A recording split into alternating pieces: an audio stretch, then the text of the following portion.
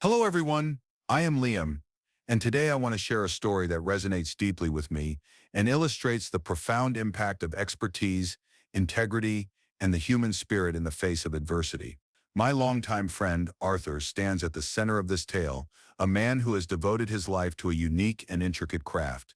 Arthur is no ordinary carpenter. He is one of the world's most respected experts in medieval timber framing and joinery, focusing on authentic historical reconstruction in the United Kingdom. His passion for preserving the past has taken him to the far corners of our rich history, restoring ancient structures that many have forgotten. It is an art form that few possess, and Arthur's knowledge extends far beyond the mere act of construction. He is widely regarded as a guardian of history, melding intricate techniques with the stories of the people who once inhabited these magnificent buildings. Recently, Arthur received a prestigious commission from Thorne and Sons Construction, a company known for undertaking significant restoration projects. Their latest endeavor, the restoration of a tithe barn from the 14th century, a project laden with historical importance and complexity. The expectation was high, and Arthur was the perfect person for the job, given his nearly singular set of skills. It was a moment that filled him with excitement and pride, knowing he would play a part in reviving a piece of history for future generations to appreciate. He arrived at the site on a crisp autumn morning, his passion palpable as he set about examining the barn's structure. The air was thick with the scent of damp timber and earth, a place where centuries of stories lingered. For Arthur, every beam, every joint told a tale. They were remnants of lives lived, sacrifices made, and memories etched into wood.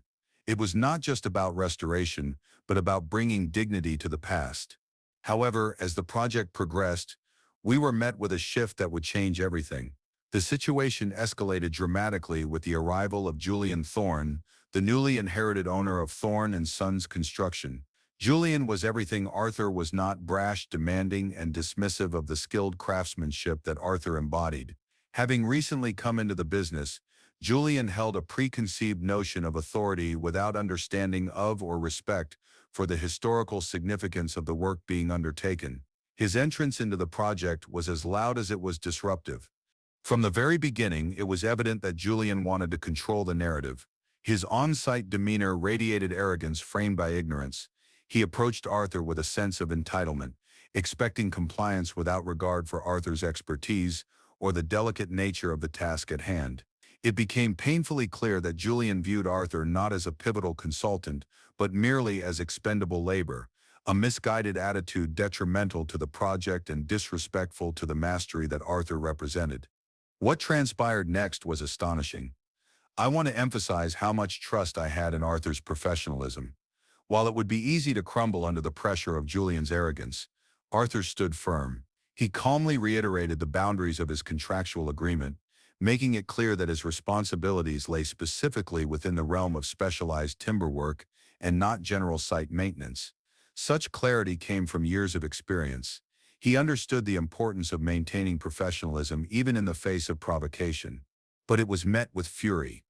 Julian's face flushed with indignation, a volatile mix of rage and confusion, as he ordered Arthur to clean up debris from a recent demolition. The sheer absurdity of the request, given Arthur's credentials, hung heavily in the air, an example of the growing chasm between their worlds. And just like that, in a moment fueled by arrogance and entitlement, Julian fired Arthur on the spot, embodying a disregard for everything that Arthur represented. There was a surreal quality to that moment, a tangible tension that made it clear to me it would not end well for Julian. I remember watching Arthur pack his tools with an air of dignity. He knew it was not just a personal loss, but a potential catastrophe for the historical structure they were working to restore. Amidst the chaos, I could see Arthur's resolve. It was almost poetic. As he left, I felt a mix of anger and sadness for what had just unfolded. Little did we know at that moment how this would shape not only Arthur's professional future but also unravel the very foundation of Thorne and Sons Construction itself. As the morning sun broke through the tall trees surrounding the restoration site, one could almost feel the ancient energy imbued within the timber of the old tithe barn. The structure, a relic of the 14th century, stood as a monument to history, echoing the past and waiting for the touch of someone who understood its significance, someone like Arthur. For him, it was more than just a project. It was an opportunity to breathe life back into something that many had long forgotten. However, the peaceful atmosphere soon turned tumultuous with the arrival of Julian Thorne, the newly inherited owner of Thorne and Sons Construction. Julian dressed in sharp suits and exuded an air of entitlement, completely unaware of the wisdom that age and experience had afforded craftsmen like Arthur. His loud demands cut through the stillness of the morning, shattering the focused energy of the worksite. Arthur, known for his expertise and outstanding dedication, represented everything that Julian despised. His very presence was a reminder of Julian's own inexperience. As I stood nearby, watching Julian storm through the site, I sensed that conflict was brewing. It began when Julian approached Arthur, interrupting his methodical examination of the barn's framework with a terse, "You need to clear this debris now." The dismissive tone was jarring, not only because of the authority he arbitrarily wielded, but due to how boldly he disregarded Arthur's status as a highly skilled craftsman. I could see the tension building, and I felt a deep sense of concern for my friend. What followed was nothing short of astonishing. Arthur, with his usual calm demeanor, refused to comply with Julian's unreasonable demand. "Julian, my contractual obligations stipulate that I am only responsible for specialized timber work, not general site maintenance," he replied, his voice steady despite the poise in which Julian towered over him. It struck me how essential this moment was, not merely for Arthur's career but for the integrity of the entire project. Arthur's refusal was a stand against the carelessness that had become a hallmark of Julian's approach. Julian's expression twisted into a mask of disbelief, his arrogance unshakable. "You are nothing but a subcontractor," he snarled, as if to undermine Arthur's vital contributions to the restoration. "I expect you to act like one." In that instant, I saw Arthur's resolve, a flicker of something deeper, a commitment not only to his craft, but to the historical sanctity of what they were attempting to accomplish. Yet Julian's escalating anger was palpable, tinged with an underlying ignorance that was unsettling. The confrontation climaxed swiftly. In a moment laden with the weight of authority and entitlement, Julian decided to fire Arthur on the spot. "You are off this site. You cannot return," he declared, issuing his command with a finality that left me astounded. Arthur, maintaining his composure but visibly shaken, did not argue any further. Instead, he began to pack up his tools, the loss of which I felt as a visceral pang in my stomach. The enormity of the event was not just in the loss of a job, but in the glaring disrespect of one artisan to another. Yet there was something remarkable that transpired amidst the turmoil. Arthur, always the strategist, discreetly recorded their entire interaction on his phone. This small act, simple yet profound, was a safeguard, his way of ensuring that Julian's rash decision would not come without consequences. The thought struck me, someone like Julian, who believed he had all the power and control, could not comprehend the repercussions of his actions. Arthur, while seemingly defeated in that moment, was silently preparing for a much larger battle. As Arthur departed the site, I noticed the anguish etched on his face, an expression that betrayed the clash between his love for his craft and the harsh reality of modern construction's dismissive attitudes. I later learned that Eleanor Vance, the site manager, had witnessed the entire debacle unfold. She understood Arthur's critical value to the project and was visibly distressed by Julian's decision. Attempts to intervene had proven futile, and now she was left grappling with the fallout. As the day wore on, I received frantic calls from Eleanor, urging me to speak with Arthur. I knew Arthur well enough to understand that he would not return without conditions. True to his character, he established clear terms for his potential reinstatement, full payment for all missed working days, and a sincere face-to-face apology from Julian Thorne himself. It was a moment that resonated deeply, reflecting how integrity must be fought for, even when the stakes are high. But it did not stop with just those terms. Arthur was determined to leverage his position. He reached out to fellow experts in medieval joinery and alerted the lead conservation architect on the project, ensuring that Julian could not easily find a replacement for his irreplaceable expertise. I was filled with admiration for Arthur in that moment. Though confronted with adversity, he embodied the spirit of resilience and accountability that would not be silenced.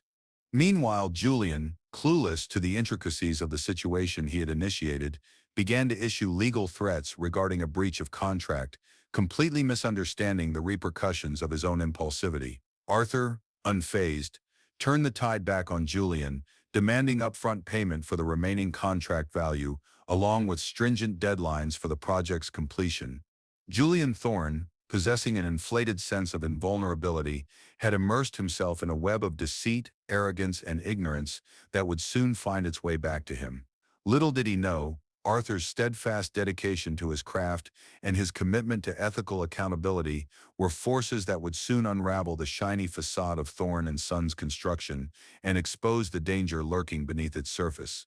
As the hum of machinery faded into the distance, what lingered at the restoration site was a palpable sense of tension, a mix of disbelief and determination that hung in the air long after Arthur's departure. I found myself consumed with a sense of unease, my thoughts racing as I pondered the implications of Julian Thorne's outrageous behavior. It was not merely a matter of one skilled craftsman being dismissed. It represented a larger disregard for expertise that many in our community had fought hard to uphold. After the incident, I received a series of urgent calls from Eleanor Vance. Her distress was evident, and it served as a stark reminder of the precarious position that came with her role as the site manager. She understood better than anyone the indispensable value of Arthur's craftsmanship, his ability to weave history into the very fabric of the tithe barn. She had been a witness to his skill and commitment, and now she was grappling with the fallout of Julian's reckless decision. "Liam, you need to talk to him. Arthur has to come back. We cannot move forward without him," Eleanor urged during one of our conversations. But I knew Arthur well enough to grasp that his return would be contingent on conditions that would affirm his worth and dignity.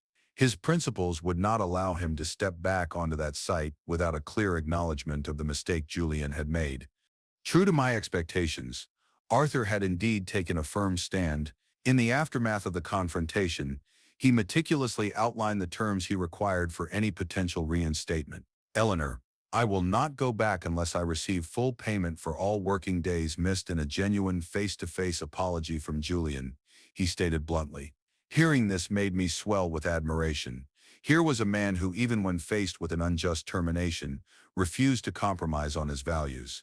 It was not just about the money or the prestige of being on the project. Arthur understood the larger principle at stake: integrity. I could not help but reflect on how often people settled for less, bending under the weight of authority when they knew they were right. However, Arthur was different. He had a profound respect for the craft and a determination to uphold it, no matter the cost. But this was not merely a battle of wills.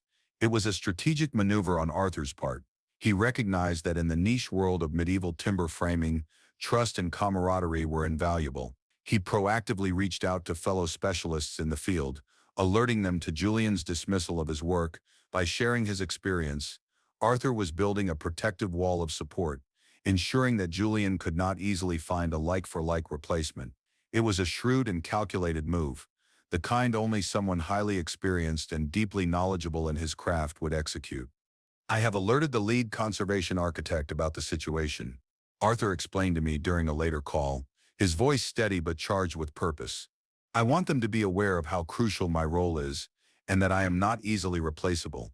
There are only a handful of us who can do what I do at this level."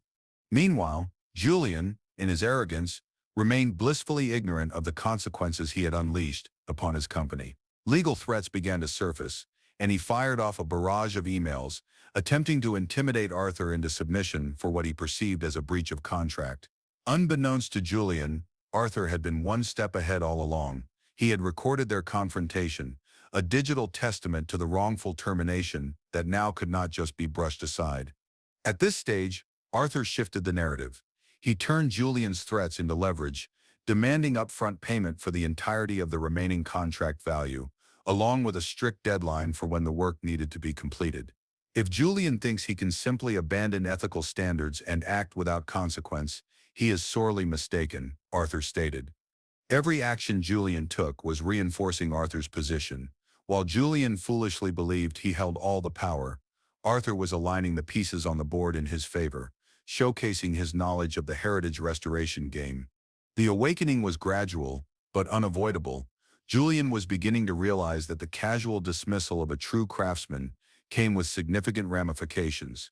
Arthur's steadfast refusal to cave to Julian's demands was instrumental in highlighting the importance of respect and trust within their professional community. As I listened to Arthur recount the events, I could hear a newfound resolve in his voice, underscored by a commitment to not merely survive this ordeal, but to conduct himself in a manner that left Julian with no choice but to understand Arthur's true worth. What remained painfully clear, however, was the price of arrogance. As Julian continued to maneuver blindly, believing he could repair the damage without regards to those he had wronged, the walls around his carefully constructed empire began to tremble. Little did Julian know, the very foundation of his authority was now under threat, not from external forces but from the repercussions of his own choices. Arthur's dedication to his craft became a beacon for others, illuminating a path toward ethical responsibility and the power of collaboration within their specialized field. It became a pivotal moment, not just in Arthur's career, but within the delicate tapestry of heritage craftsmanship itself. While Julian Thorne might have thought he was directing the show, it was clear that the real narrative was in the hands of those like Arthur, who understood that the essence of restoration lies not just in the timber of the barn, but in the integrity of the people who work on it. As the days passed following Arthur's abrupt dismissal, a dark cloud loomed over Thorne and Sons construction. My friend Arthur's refusal to conform to Julian Thorne's unreasonable demands not only highlighted his steadfast principles, but also initiated a chain reaction of events that began to unravel Julian's authority. It was both exhilarating and haunting to witness the collateral damage of a man's arrogance. Eleanor Vance, the site manager, genuinely cared about the restoration project, and her distress was palpable. I could only imagine the weight on her shoulders as she navigated the chaos that Julian had unleashed. She had tirelessly worked with Arthur for years, championing the timeless craftsmanship he embodied. When she called me later that week, desperation tinged her voice. "Liam, I do not know how to fix this. Julian is spiraling, and without Arthur we cannot move forward." Her worry resonated deeply with me. I understood that Arthur's expertise extended far beyond mere timber framing. He was a guardian of the history that the barn held.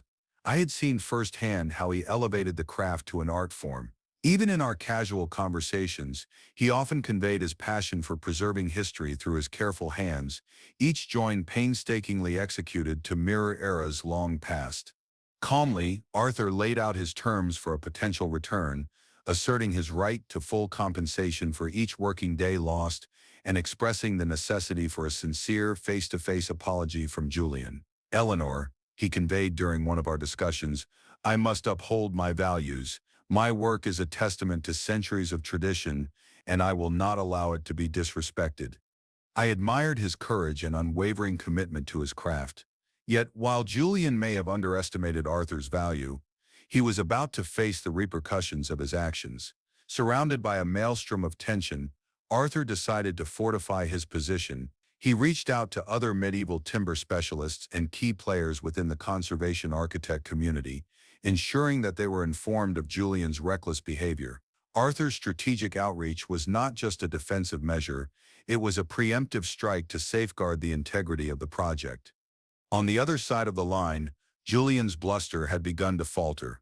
In a fit of rage, he dismissed Eleanor from her position, scapegoating her for what he perceived as a failure. This was a cowardly act that only showcased his inability to take responsibility. It was during one of my many conversations with Arthur that he revealed the extent of his loyalty to Eleanor, proclaiming, "I will not return, Liam. I may be fighting for myself, but I am also fighting for her. She deserves better than this." Arthur's loyalty and principled resolve created an emotional resonance within me. The thought of him potentially returning to an environment that did not recognize his unparalleled skills was distressing. Julian might have harbored delusions of authority, but Arthur represented a necessary counterbalance, a flicker of integrity amidst the storm of mismanagement. While Eleanor transitioned into a new role overseeing a significant church restoration project, a well-deserved opportunity born out of Arthur's support, the aftermath of Julian's miscalculations seemed to spiral further out of control. He turned to Mikhail, an Eastern European craftsman, as his replacement for the medieval timber work, erroneously believing that any warm body could substitute for Arthur's expertise. Arthur carefully calculated Julian's next move. foreseeing the disasters that would commence with Mikhail's approach to the restoration project. Liam, Mikhail's expertise lies in 19th century decorative joinery, not the time-honored techniques our medieval barn demands. I suspect he will employ machine-cut softwood and modern adhesives, circumventing the historical integrity that this project requires, he explained, his tone unwavering. As Mikhail commenced the work with modern materials, Arthur sat back, observing with a mix of concern and anticipation. He had fortified himself against Julian's intentions, and it became clear to me that Arthur had crafted a deliberate plan, no longer simply reacting to Julian's whims. Arthur was channeling his energy into ensuring the protection of heritage, focusing on the bigger picture, the broader implications of authenticity and craftsmanship. As it turned out, Arthur was right. Mikhail's work would soon come under scrutiny, but it was not just the shoddy materials that would spell disaster for Julian. My heart raced as Arthur, with careful deliberation, prepared to leverage the research from his meticulous observations to alert the local planning authority and historic England about Mikhail's non-compliant work. It is essential to uphold the standards of our craft, Liam, even if it comes at a personal cost, he asserted. The strategic counterplay was detailed yet understated. Arthur understood that the key to exposure lay not just in Mikhail's lack of skill, but also in Julian's overarching negligence. With each misstep, all signs pointed inward, toward Julian's growing mountain of responsibility. Arthur had effectively positioned himself as both a craftsman and a watchman, a protector of history, standing firm against the tide of ignorance and greed. While the situation continued to escalate, I found myself torn between admiration for Arthur's principles and the looming sense of reckoning that awaited Julian. How high was the price of arrogance? Would the repercussions of mismanagement resonate throughout Thorne and Sons construction, bringing Julian's empire crashing down? As Arthur's steadfast commitment shone brightly amidst the bleak landscape of hubris, the shadows seemed to signal that justice was at last inching closer. As the repercussions of Julian Thorne's reckless decisions continued to unfold, a sensation of justice lingered in the air. The repercussions were severe, not just for him but also for everyone associated with Thorne and Sons construction. It was a potent reminder of the consequences that could arise from arrogance and a complete disregard for ethics. When Mikhail completed the timber work at the 14th century tithe barn, it became painfully evident that true craftsmanship had been sacrificed for expediency. Modern materials and techniques were evident in every joint, every beam. Arthur's predictions had materialized. This was substandard work that completely deviated from the historical techniques essential for the barn's restoration. The very essence of what made this project valuable was being eroded before everyone's eyes. Arthur, with his injustice radar finely tuned, prepared to act. He could not allow this debacle to tarnish the heritage he felt a duty to protect. With every ounce of conviction he had, he documented Mikhail's inappropriate use of materials, meticulously detailing every wrong turn that had been taken, from the choice of machine-cut softwood to the modern adhesives that blatantly violated conservation guidelines. It was not just a passion project for Arthur, it was a solemn promise to uphold historical integrity. In the weeks that followed, Arthur's evidence found its way to the local planning authority in historic England. The backdrop of the tithe barn, with its centuries-old charm, was now marred by modernity. It was a disservice to the craftsmen who had labored to build it in the first place. Inspectors soon made their way to the site, armed with Arthur's documented claims. I could only imagine the tension building within Thorne and Sons as scrutiny loomed over them, amplifying the chaos already brewing. Meanwhile, what sealed Julian's fate was not just the poor construction, but the shocking discovery his actions had precipitated. During the inspection, authorities uncovered damning evidence of a criminal decision, the unapproved demolition of an original stone-lined medieval well, a feature of irreplaceable historical significance. The drama intensified as Julian's underbelly of mismanagement was laid bare for all to see, a misguided attempt to save costs that exposed not just his incompetence, but potentially criminal behavior. The gravity of these findings precipitated immediate fallout. Thorne and Sons found themselves at the center of a maelstrom of investigations. The contract with the funding body, the lifeline that had sustained the company through previous challenges, was abruptly terminated. Not only was the company expelled from the site, but it was also hit with an estimated £1.2 million in damages for loss of historical integrity and remediation costs, a staggering revelation that left the company gasping for breath. Amidst the chaos, employee morale sank, and the blame game within Thorne and Sons became frantic. Julian, once lauded as the heir to a proud legacy, found himself isolated, clinging desperately to a reputation that was slipping away. His relatives, who held the majority ownership, were forced to seek a way to salvage what remained of the company. They initiated pleas to the funding body and local authorities to separate themselves from Julian's disastrous decisions, hoping to salvage their reputations and livelihoods. For Julian, the desperation deepened. Caught in a perfect storm of legal and financial peril, with investigations swirling around him, he attempted to erase the trail of evidence, deleting critical emails from the company servers and trying to intimidate former employees into silence. It was pathetic. A man once living in the lap of luxury was reduced to panic and fear, struggling to escape the repercussions of his own hubris. As the dust began to settle, Arthur remained steady, though deeply saddened by the destruction of Liam. It became apparent just how intertwined their lives had been. Arthur's grief was palpable, a gentle reminder of what true friendship looked like. The loss of Liam weighed heavily upon him, but his dedication to historical craftsmanship never wavered. He continued to work on further projects with unwavering integrity, his reputation enhanced as more reputable contractors sought his expertise in the wake of Thorne and Sons' downfall. Eleanor Vance emerged from the rubble of her own casting aside, securing a remarkable new position overseeing a significant church restoration project. It was a bittersweet victory, driven by the very values that Julian had sought to undermine. She had distanced herself from the chaos, poised for a vibrant future in her newfound role, while Julian's actions left a scar that lingered beyond financial ruin. As I reflect on the series of events that led to this unraveling, I am struck by the poetic justice in Arthur's fight to uphold the integrity of a craft that history demands be respected, and the repercussions for Julian. They feel almost predetermined.